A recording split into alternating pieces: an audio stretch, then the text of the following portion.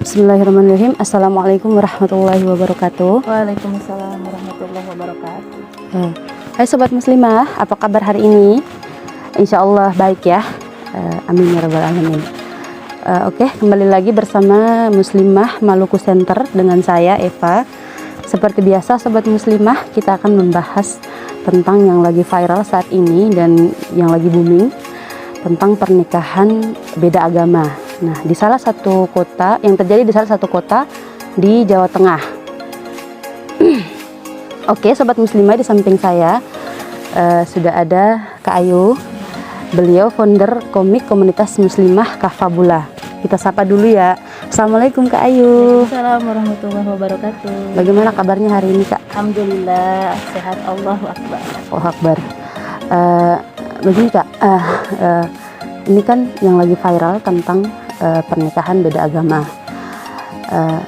Bagaimana tuh solusinya dalam Islam Kak? Solusinya seperti apa? Terus harusnya bagaimana begitu Kak?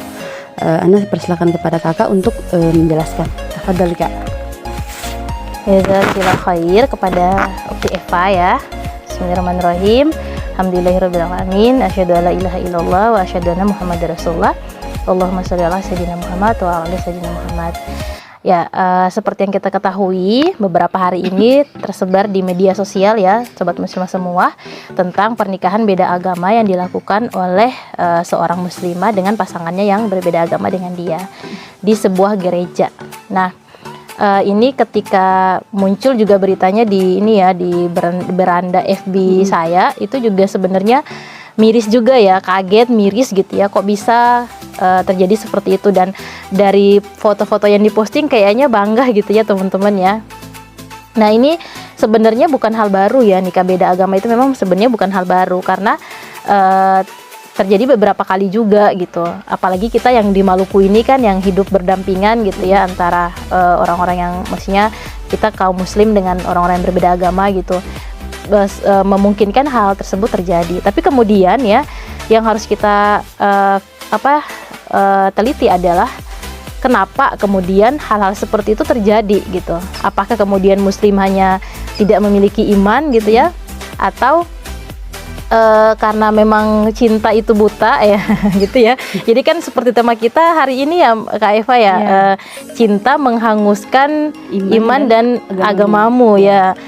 Akhirnya gara-gara cinta, iman dan agama jadi hangus gitu ya Sobat Muslimah. Nah, dalam Islam sendiri ya Kak Eva, itu nikah beda agama itu diharamkan oleh Allah Subhanahu wa taala gitu.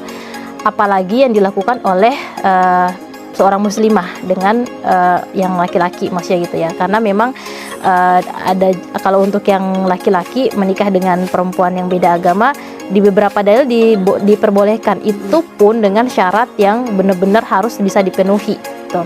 Nanti itu pembahasannya beda juga ya, kita fokusnya di yang lagi viral sekarang nih, tentang muslimah yang menikah dengan laki-laki yang beda agama dengan dia. Nah, di Quran surat Al-Baqarah ayat 22 itu dijelaskan bahwa janganlah menikahkan perempuan yang beriman dengan laki-laki yang tidak beriman sampai si laki-laki tersebut beriman pada Allah gitu. Kenapa? Jadi gini, cinta memang tidak salah. Cinta memang tidak salah, karena itu adalah naluri yang Allah berikan gitu. Jadi kalau kita jatuh cinta memang tidak salah. Yang salah adalah bagaimana kemudian kita mengekspresikan perasaan cinta tersebut, kan gitu. Nah, jadi untuk para jomblowers nih ya, kalau jatuh cinta itu harus dilandasi juga dengan akal gitu ya, bukan hanya sekedar cinta-cintaan berdasarkan hawa nafsu gitu. Jadi harus berdasarkan akal dan ditopang dengan hukum-hukum syariah gitu. Sehingga tidak terjadi seperti masalah yang lagi viral sekarang gitu kan. Nah, kenapa kemudian pernikahan beda agama ini bisa terjadi, terutama dengan salah satunya yang sekarang kita saksikan beritanya lagi heboh di media sosial ini kan. Karena pertama ada paham pluralisme ya, ada paham pluralisme yang mengatakan bahwa semua agama itu sama. Jadi kan kalau pemahamannya semua agama sama, artinya menikah dengan agama manapun not problem dong gitu kan. Padahal dalam Islam tidak boleh, sebab menikah dalam Islam itu ibadah, bukan hanya sekedar meluapkan rasa cinta, bukan hanya sekedar untuk memenuhi kebutuhan biologis gitu ya. Bukan hanya untuk itu, tapi untuk ranah beribadah pada Allah memang. Jadi menikah juga dia terikat dengan akidah. Makanya masalah yang sedang viral ini teman-teman, sobat muslimah semua, itu sudah masuk ranah akidah. Bukan lagi masalah cinta-cintaan, bukan lagi masalah yang terserah dia lah, itu kan suka-suka apa sih perasaannya dia gitu ya, rasa cintanya dia, kenapa kita yang repot gitu. Bukan, ini sudah masuk ranah akidah gitu. Bagaimana kemudian keimanannya dia pada Allah itu hilang hanya karena persoalan cinta gitu ya. Itu benar-benar miris gitu. Kita melihatnya, jangan menganggapnya itu masalah sepele. Jangan sampai kemudian nanti menjadi hal yang kayaknya tidak masalah kalau nikah beda agama. Nah, itu tidak boleh gitu ya. Jangan sampai ada pemahaman yang seperti ini. Maka jauhkan pemahaman kita dari yang namanya pluralisme. Karena agama itu berbeda, sobat muslimah semua. Agama masing-masing dengan kepercayaannya gitu ya, masing-masing dengan aturannya gitu. Jadi kayak gini, kita sebagai seorang muslim harus tetap bangga dengan agama kita. Nah, begitupun dengan agama yang lain, kita juga tidak boleh menghina gitu ya, atau menjelek-jelekan agama, karena yang terbaik tuh kayak gini. Jadi harusnya bukan sebutan semua agama itu sama, tapi semua agama itu terbaik bagi pemeluknya, kan gitu. Jadi kalau kita muslim berarti kita merasa agama Islam itu yang terbaik bagi kita. Nah, kalau yang agamanya Kristen berarti agama Kristen itu yang terbaik untuk dia, kayak gitu. Jadi seperti itu kan, karena memang dalam Islam kan lakum dinukum waliyadin, untukmu agamamu dan untukku agamaku gitu. Rasul pun tidak pernah memaksa ya ketika berdakwah itu untuk kaum kafir itu atau orang-orang non muslim masuk ke dalam Islam gitu. Masing-masing memeluk agamanya sendiri. Beliau berdakwah dengan baik, tidak ada paksaan gitu kan. La ikraha fiddin, tidak ada paksaan dalam agama Islam. Makanya dalam ranah akidah pun carilah yang pasangan yang memang seakidah dengan kita gitu, bukan yang kemudian berbeda agama dengan kita. Itu yang pertama ya. Jadi nikah itu ibadah dalam Islam dan itu diatur dalam Islam gitu. Dia berhubungan dengan keyakinan kita pada Allah. Dan yang kedua, pernikahan itu laki-laki akan menjadi kowam gitu ya. Ibaratnya kalau sebuah kapal, dia akan menjadi nahkoda. Sekarang gini teman-teman, bagaimana ceritanya dalam sebuah kapal ada 2 nahkoda atau nahkodanya lebih dari 1. Nah, kita mau ikut nahkoda yang mana ini? Itu kan sama, ketika pernikahan itu beda agama, berarti agamanya ada 2. Kita akan menjalankan hubungan pernikahan kita dengan agama yang mana gitu ya, dengan agama yang Islam atau agama yang satunya, kan gitu. Anak-anak yang kita didik nanti didikannya pakai agama yang mana gitu, mau agama Islam atau agama yang satu, kan gitu. Apalagi ini seorang suami yang nanti dia tuh kowam, dia akan menjadi pemimpin dari keluarganya gitu. Sudah selayaknya dia yang seharusnya seorang muslim agar mendidik anak-anak dan keluarganya dengan pemahaman Islam, seperti itu.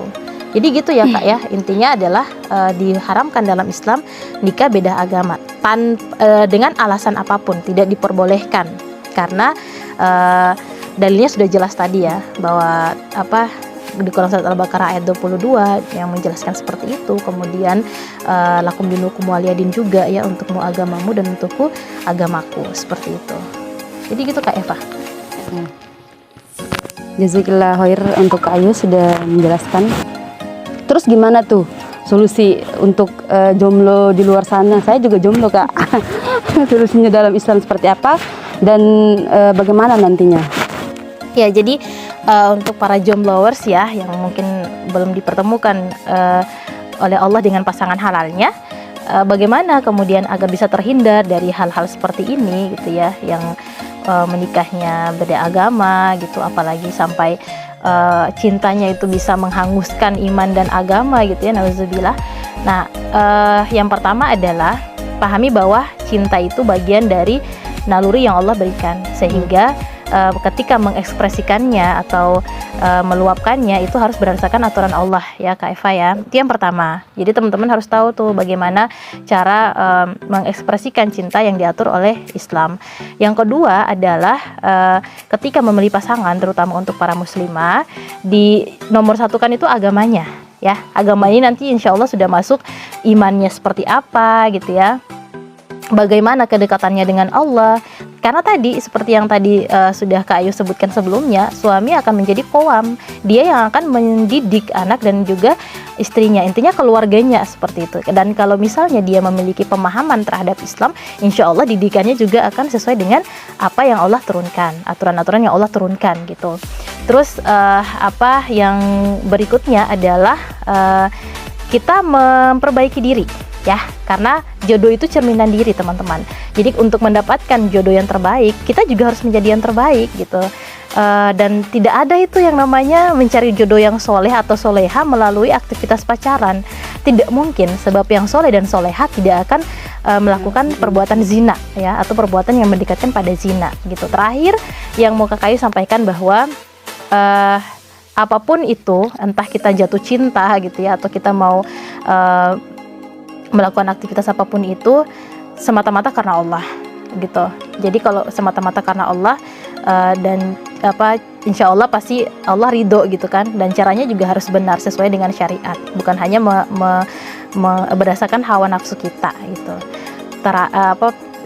Yang kemudian bukan mendapatkan pahala tapi justru mendapatkan dosa. Yang menikah agama ini kan seumur hidup dia akan melakukan perbuatan zina gitu ya, kecuali tidak tahu, mungkin suaminya akan masuk Islam, wallahu alam gitu ya. Dia berikan hidayah, dia masuk Islam mengikuti istrinya, dan mereka memulai lagi dari awal gitu ya, membina keluarga yang baru, keluarga yang yang imannya pada Allah gitu kan. Itu kita tidak tahu, tapi kalau misalnya tetap berlanjut pernikahan mereka dengan beda agama ini, nanti akan membawa kepada perzinahan seumur hidup. Jadi mereka seperti berzina kalau dalam Islam itu tidak halal gitu ya, hubungan mereka tidak halal seperti itu Kak Eva. Oke, mungkin sepertinya sobat muslimah ya.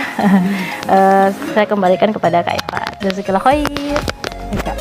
Tipsnya itu ya sobat muslimah, yang pertama ketika teman-teman mau mencari pasangan, kita lihat dulu yang seiman. Terus yang kedua, jangan lewat jalan pacaran. Terus yang ketiga, pilihlah dia yang punya agama, dia yang punya iman. Oke sobat muslimah, kita cukupkan sampai di situ dulu, di sini dulu. Sampai bertemu di lain kesempatan atau video-video berikutnya. Jazakillah khair Kak Ayu, sudah menjelaskan materi yang luar biasa hari ini untuk Sekofa buat saya dan teman-teman juga. Sampai jumpa sobat muslimah.